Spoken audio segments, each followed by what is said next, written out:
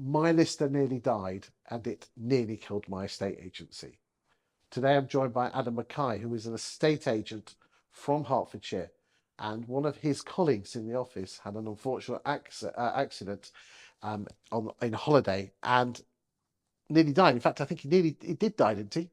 Yeah, I can't Very remember. temporarily, and then Kate was brought back. A number of times overnight. Yeah, and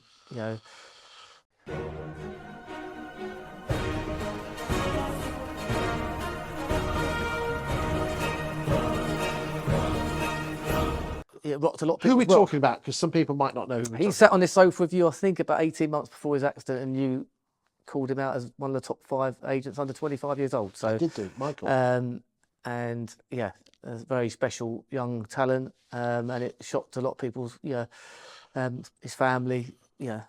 What happened? He dived into the pool and hit his head, did he, or something like No, just held his breath too long underwater, and then and somewhere between 12 and 18 minutes was underwater on the deck with it was at a villa, and unfortunately no one could see that he'd had an accident.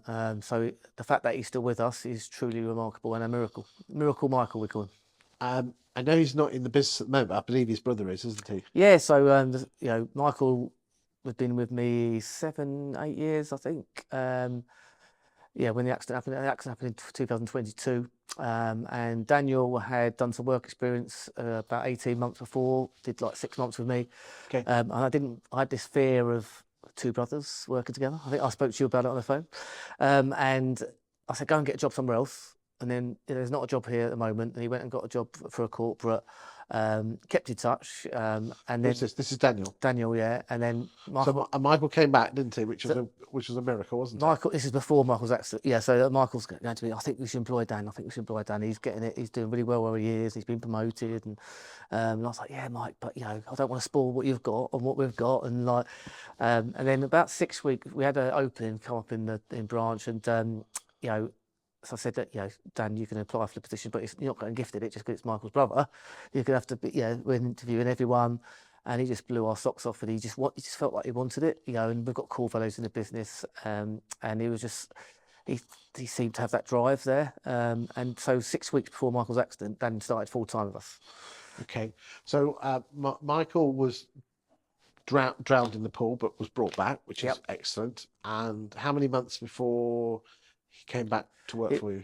He came back probably about 5, 6 months. He started popping in the office because he was in Spain for about 6 weeks till he come back, and it was unsure of how much memory would come back, and and he had severe amnesia when he first came round.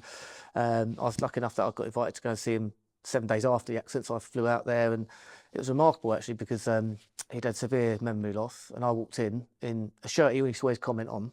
I thought, I'll wear that shirt today, like linen shirt he liked, and he said he didn't know I was coming. I walked into the hospital room, and he's like, "What are you doing here?" And he sat up, and wires coming out everywhere, and he's listed 3 or 4 transactions which we were trying to sell and in negotiation with, and it just and that gave me so much hope that he was going to get through the worst. How did it feel that one of your key members of staff was in the hospital? Joe, what the work bit came separate really, but that Michael had come to me at age 16 for work experience, got a job, and I suppose I could become a bit of a father figure. You remember you came here on the first video course I ever did. I think something came up on Facebook where we were drinking fizzy wine at St Pancras. Yeah, I think he may have just been 18. Yeah. Yeah.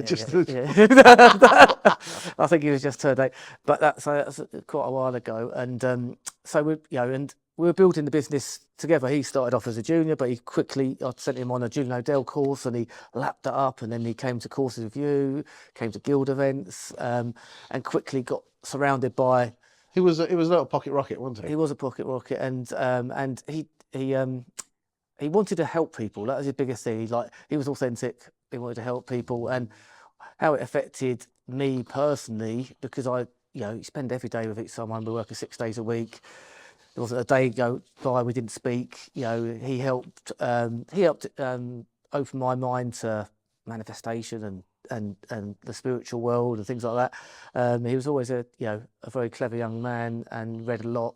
So you know, he supported me through some tough times with, you know, and I was going through bits with team members in the office, and I supported him as well because he'd been through a lot. But And then bang overnight, and yeah, and for me personally, I can remember when you rang me, Mm.